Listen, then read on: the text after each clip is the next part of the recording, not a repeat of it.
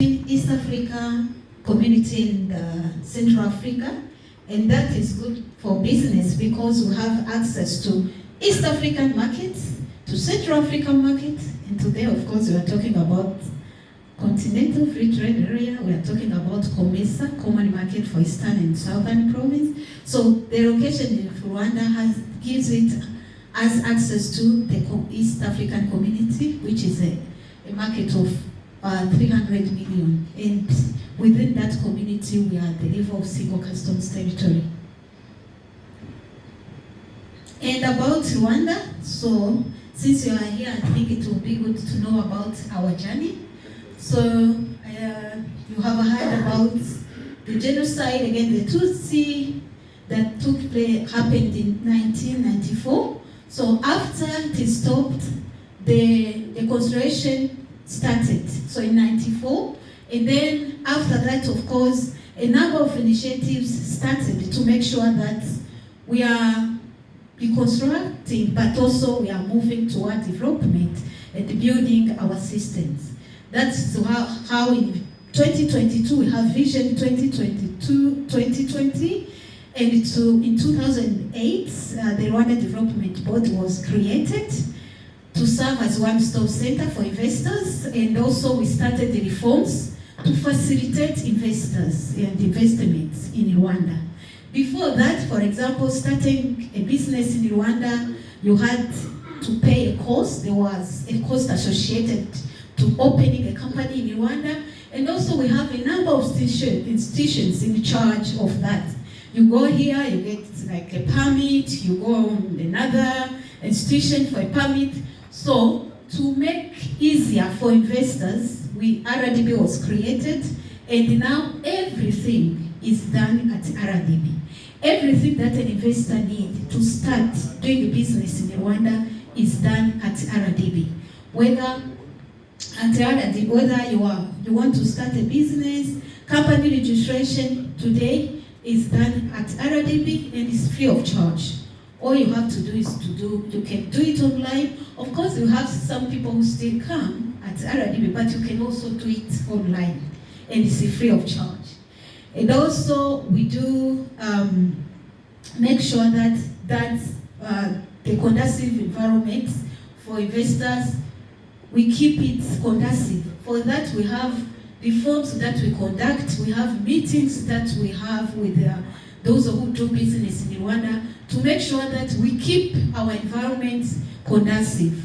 And today also, in 2014, we started the process of promoting Rwanda as a MICE, like destination. MICE means meetings, events, conferences, and incentives. And today we have, that is part of what we want, what we are promoting. We want Rwanda to be a service, a hub, service for conferences, those who want to do business, the conferences, to conduct events, to come to Rwanda. That's how Rwanda Convention Bureau was established to make sure that is achieved. And today, when it comes to MICE, Rwanda is second, Kigali is second in Africa when it comes to hosting events and meetings. And today we have what we call Vision 2050, where we are aiming to become a high-income country, and also in 2035 we are planning to become a middle-income country. And to be able to reach that, we have what we call National Strategy for Transformation. We had version 1, and then we have, today we are at version 2, where we have key pillars on how to get there. And one of the commitments that the government has made is to create up to 250,000 jobs for Rwandans. So, and to achieve that, of course, that's why we are here, to attract you to come to start a business in Rwanda. So that's through your investments, we can have job created for the local community. And also, of course, you have doing business. So today we have what we call, there was World Bank doing business, but today we are talking about Be Ready, World Bank reports, where Rwanda now is first in Africa. So on that, of course that report is not there because it just came out recently, 2 weeks ago. Just to give you an idea of the economy of Rwanda, how it has been growing. I hope we have economists here, or I'm becoming boring. No, go on. Too much information. So just since we want to give you an idea, so you see in Rwanda how we have, for the last 10 years, the GDP has grown 14-fold from 2003 to 2023, as you can see, and today the service sector is leading with 44%. That, of course, you understand why we are promoting service, the service sector, as you events, conferences, it is paying. Now, this progress, as I said, is supported by increasing events. The service you see, we have for 2023, we received 65,000 delegates that visited Rwanda. And you see, as the years goes by, you see that we're still having more delegates. And we will include you in this number next time. And this is the number of events that you have been receiving, big event, but this is just to give you an idea of events, that's the kind of events that we do receive here in Rwanda. Now, as far as investment is concerned, we do have a business-friendly regulation for investors with, of course, multiple incentives for exporters and private sectors. We do have private sectors that we are promoting in Rwanda, like agriculture. We understand that agriculture, we need first agriculture for food security, but also for exports. And also manufacturing, we don't want to rely on external. From the experience we had from COVID, we have to make sure that we produce enough for the local consumption, but also to reduce, to have a balanced trade deficit, to reduce our trade deficit. And also, we do have efficient supported process. For example, as I said, opening a business in Rwanda is free of charge and is done online. But also we do have a dedicated team at the RDB called Aftercare Team. So once you have registered,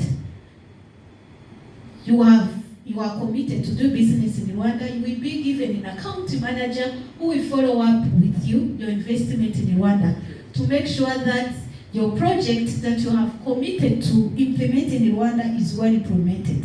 Of course, we have a conducive environment, but we understand that investors, especially those foreigners, they need guidance. They need someone to call, to ask.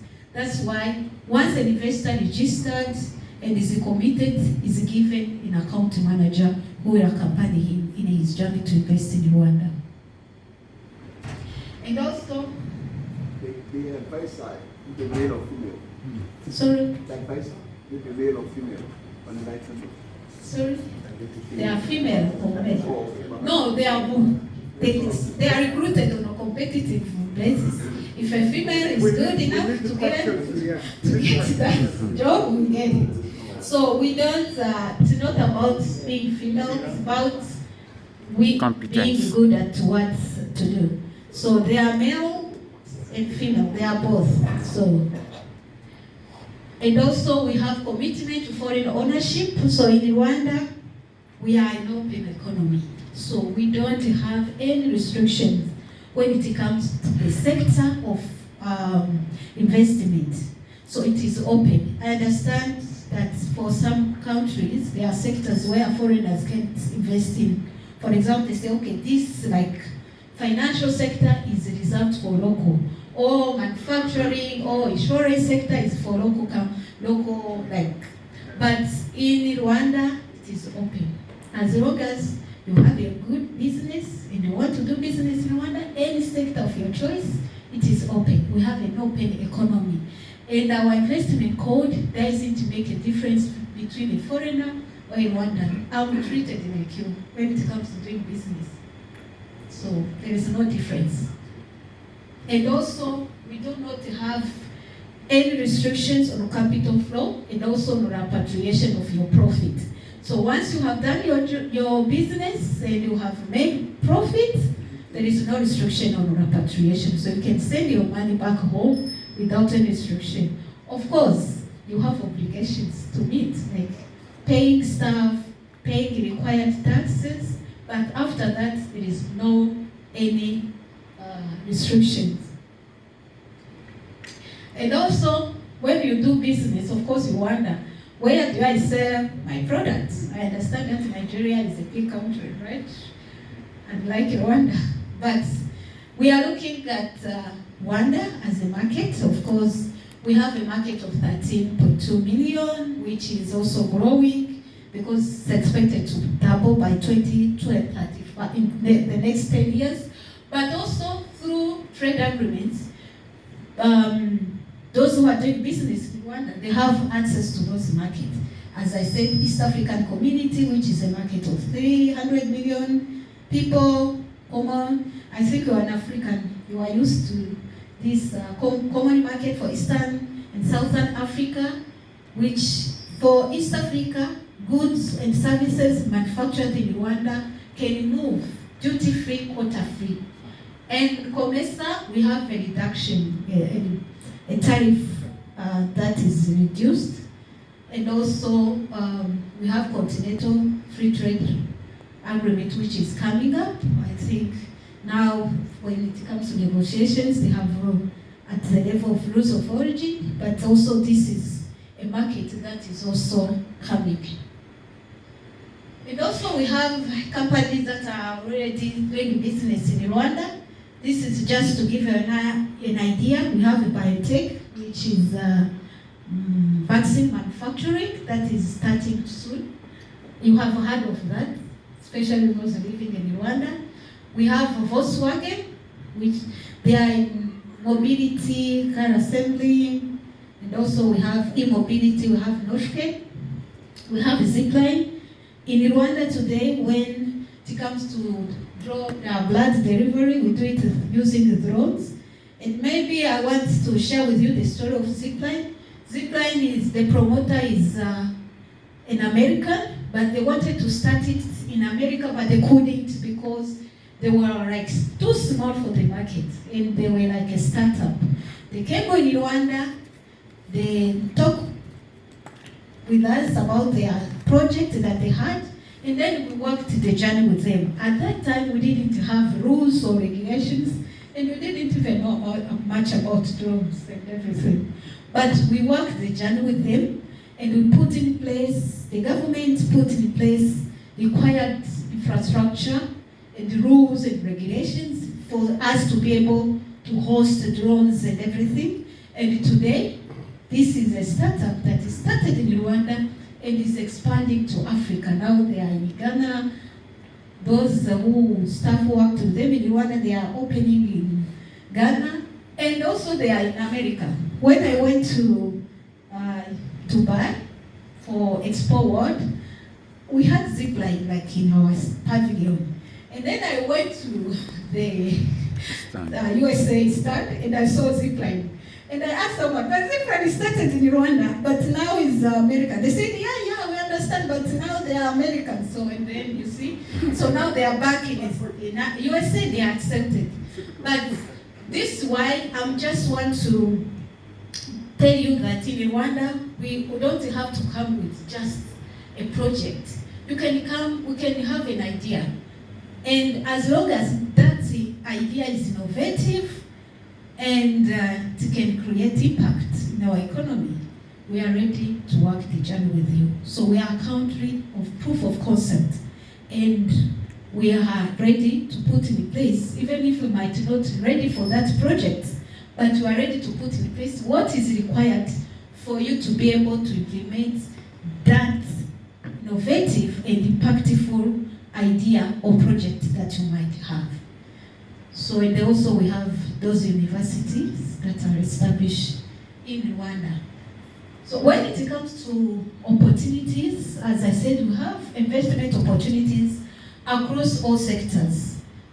And those are multiple, private sectors that we are promoting. We have, for example, agriculture. We have we have opportunities in general, but we have what we call ready to invest in projects. For example, in agriculture, we have a project called Gabiro Agribusiness Hub. We have a GACO. Maybe I will come back into those later. But I just wanted to give you an idea of investment, ICT, knowledge. We have finance. We are promoting Rwanda as a financial hub. We have Kigali International Financial Center. And today we are attracting sovereign funds, mutual funds, banks that you have seen that we have banks in Rwanda from everywhere.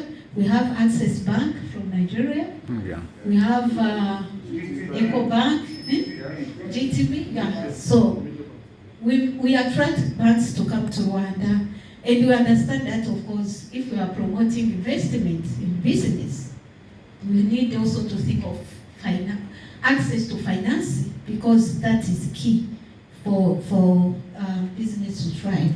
And also we have tourism. As I said, we have MICE that we are promoting, and that means that there is the demand for hotels, especially high-end hotels, is increasing. And also we are looking for an investor who can come and open a leisure entertainment park in Rwanda. So if you have been around, you will see that that's something that we like kind of entertainment park or kind of leisure, big one where we have everything that's related to leisure, and it's a kind of park. You understand what I mean? And also housing, real estate, as I said, the population of Rwanda is increasing, and we need really housing for our people, middle class, affordable housing.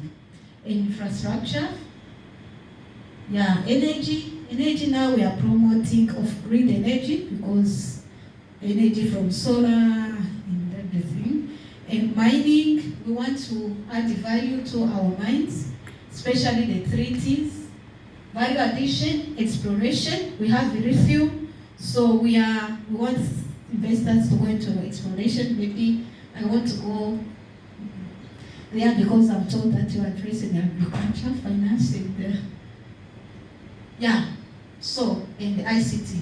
Here, there are some projects that I want to go into details. So we have Gabiro Agribusiness Hub, as I showed earlier. This is an agriculture project. It is sit on 15,600 hectares. Phase 1 is 506,000 and is all been completed. That one, infrastructure, drip irrigation was done by the government. But we are looking for investors to come to invest in phase 2, which has 10,000 hectares. And investment required is 100 million USD.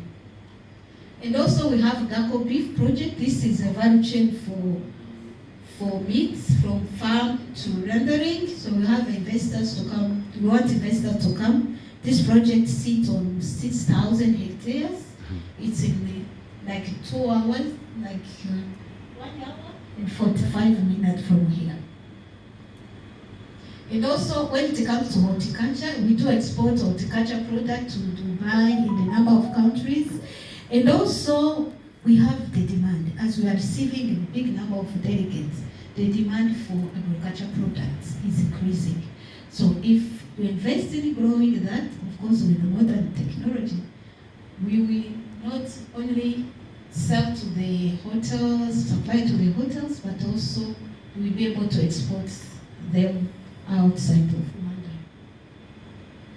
Rwanda. Milk processing, also we produce milk, but we want companies to come, investors to add value to the milk that we do produce.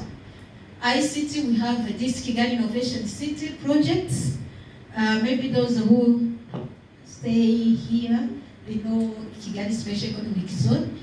That's where it is located. Of course, we are attracting tech companies to come to locate in this city. There is a land for that. But also we already have 4, like a number of universities that are located in that city. We have Carnegie Mellon, we have Africa Leadership University, we have Biotech, which is there, we have Copper Pharma.